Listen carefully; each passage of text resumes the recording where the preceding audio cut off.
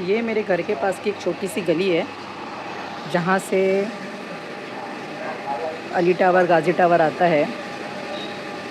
और इस गली में इतनी गंदगी, गली तो साफ़ थी मगर ये बिल्डिंग की जो इतनी गंदगी है, चैम्बर बह रहा है और बाइकों का इतना बाज़ार है, इंसान कहाँ से जाएगा। और ऐसे ही बाइकों की वजह से इसका सल्यूशन निकाला गया था। मैं आपको सल्यूशन भी बताती हूँ। उस सल्यूशन का क्या मतलब है वो भी मेरे को आप बताओ। ये देखो अभी मैं कैसे जाऊँगी यहाँ से।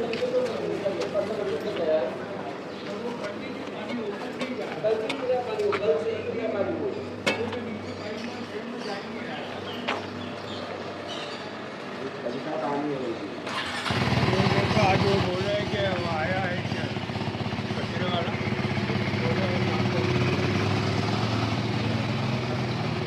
ये ऐसे जो बाइकों का पूरा बाज़ार लगा हुआ है, जैसे शोरूम में लगी होती है ना, ऐसे उसकी वजह से ये जो गेट लगा था, गेट ये बोलकर लगाया गया था कि इससे जो है सिर्फ हमारे कंपाउंड की ही गाड़ियाँ अंदर आएंगी। वो कैसे आएंगी वो पता नहीं, बट गेट लगेगा तो आ जाएगी। लेकिन ये ऐसे है। और कभी कभी तो ये बिल्डिंग के गेट के सामने ही होती है गाड़ियाँ खड़ी। ये गेट बिल्डिंग में अंदर जाने के लिए एंट्रेंस में भी होती है, जाने के लिए जगह ही नहीं होती है। तो क्या सॉल्यूशन है और क्या सोच कर ये इतना बड़ा जो हाथी का बच्चा जो लगाया गया गेट, ऐसा लगता है पूरा छाती पर गेट बना हुआ है वो। तो इसका मतलब क्या था, यानी कैसे गेट लगाकर आप लोग जो है वो दूसरी जो बाइकें हैं उनको रोक पाओगे, उसका कोई आइडिया नहीं था, बस गेट लगा लिए। और जहाँ तक देखा जाए यहाँ पर सफाई का जो हाल है ना, ये देखो, ये है ऐसे गंदगी। और ये तो पता नहीं, मेरे ख्याल से कि कई सालों की पड़ी है, गाड़ी ख़राब है। इस गाड़ी की जगह 2 गाड़ी और खड़ी हो सकती है।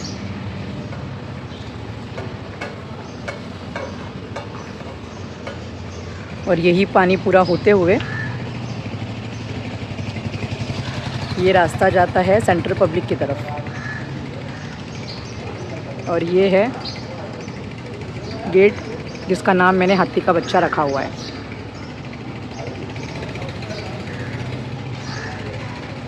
कोई मुझे बताओ इस गेट का मतलब क्या है।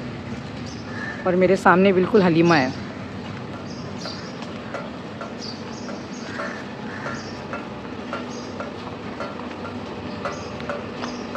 और ये एक्सक्यूज़ देना कि कचरे वाली नहीं आई थी तो ये हाल है, तो ये एक्सक्यूज़ तो देना ही मत, क्योंकि जब कचरे वाली आती है तभी भी यही हाल होता है।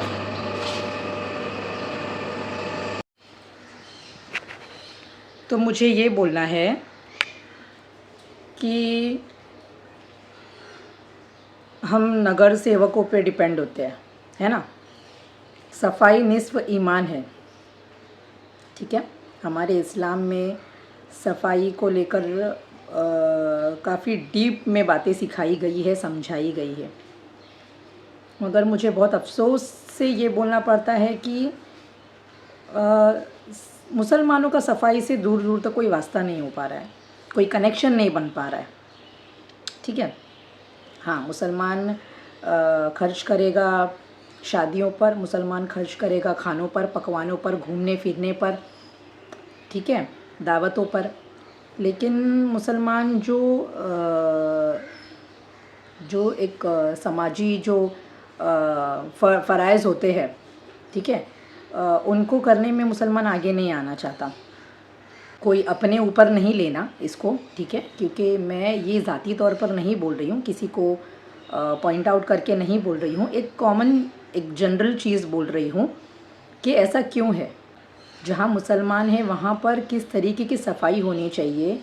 हमको पता है कि चलो औरतें जो घर में नमाज़ पढ़ रही है तो वो घर में पाकी नापाकी और सफाई का ख्याल रखती है।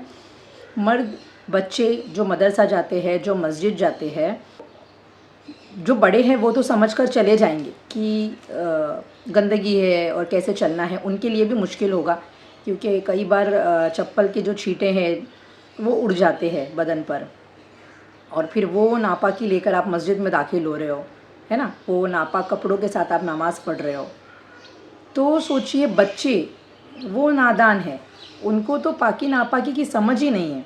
उनको ये दिख रहा है कि वो घान है, गंदगी है, गू है, जो भी है ना, लेकिन उनको ये नहीं समझना कि ये नापाक होता है, इससे हमारे कपड़ों पर नापाकी लग जाती है तो कपड़े नापाक हो जाते हैं, इससे नमाज नहीं होती है। ये बच्चे हैं, ठीक है, और जो बड़े हैं वो खुद जान कर भी नहीं कुछ कर पा रहे। तो क्या ये ज़िम्मेदारों का काम नहीं होता, जो बिल्डिंग के ज़िम्मेदारान हैं, ठीक है, ये अगर किसी एक बिल्डिंग का चैम्बर हो रहा है, उस बिल्डिंग की ज़िम्मेदारी बनती है, उस बिल्डिंग के चेयरमैन हैं या जो भी ज़िम्मेदारान हैं उनकी ज़िम्मेदारी बनती है।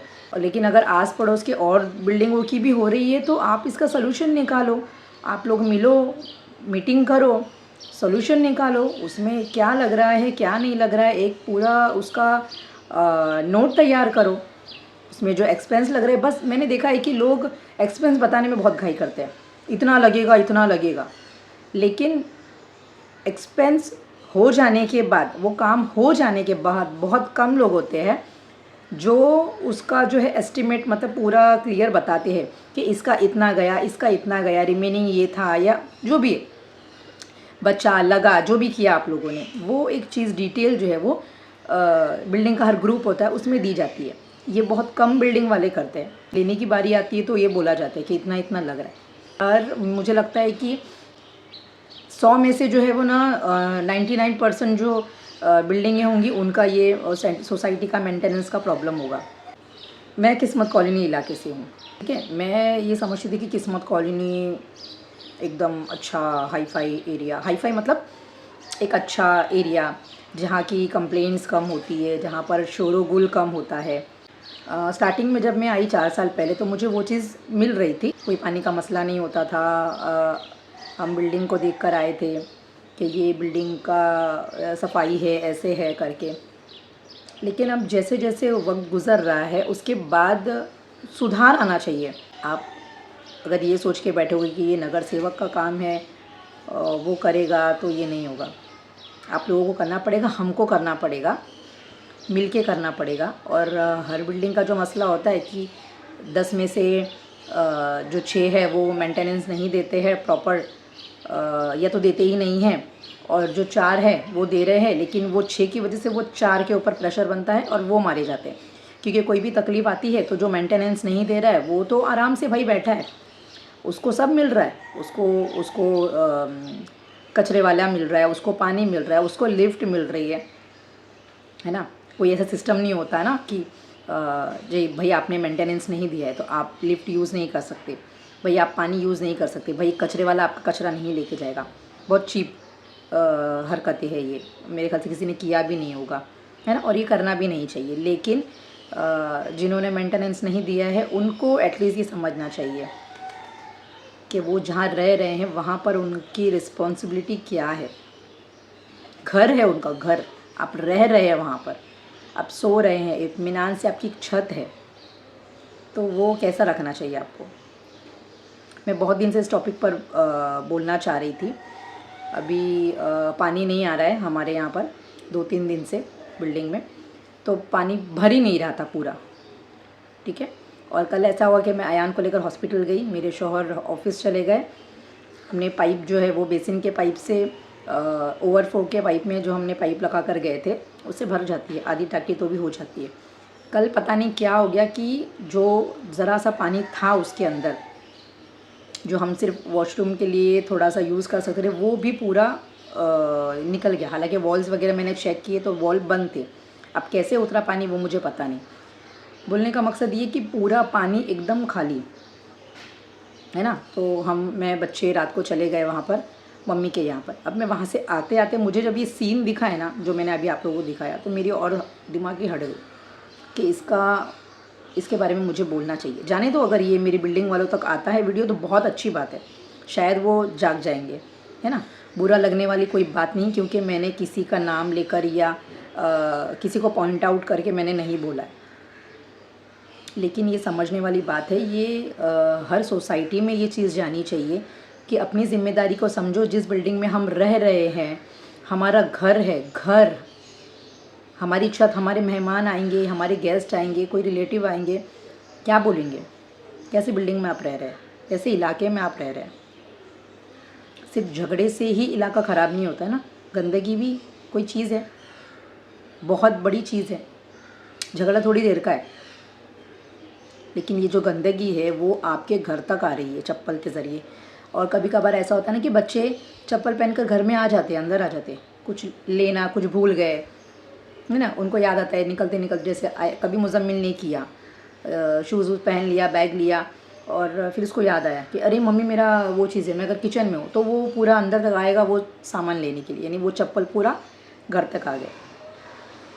ठीक है, हाँ हम झाड़ू पोछा कर रहे हैं, लेकिन जो नापाकी आ गई, ठीक है, वो झाड़ू पोछा करने से पहले उस वक्त तक तो वो गंदा रहेगा, उसका क्या? तो मुझे लगा इस पर वीडियो बनानी चाहिए, और मैं इसको कोई एडिट वेडिट कुछ करने वाली नहीं हूँ, मैं एज इट इज़ उसको ऐसे ही डाल दूँगी कि मुझे लगता है कि जो नेचुरल है वो नेचुरल जाना चाहिए। आप लोगों की क्या राय है इसके ऊपर, आप लोग ज़रूर कमेंट करना, और इसको ज़्यादा शेयर करना ताकि ये हर बिल्डिंग के मेंबर्स तक जाना चाहिए। यानी जिसमें शर्म और गैरत होगी ना, तो वो इस पर काम करना ज़रूरी समझेगा, वरना कमेंट में आगे मुझे गाली देगा, मुझे फ़र्क नहीं पड़ता है।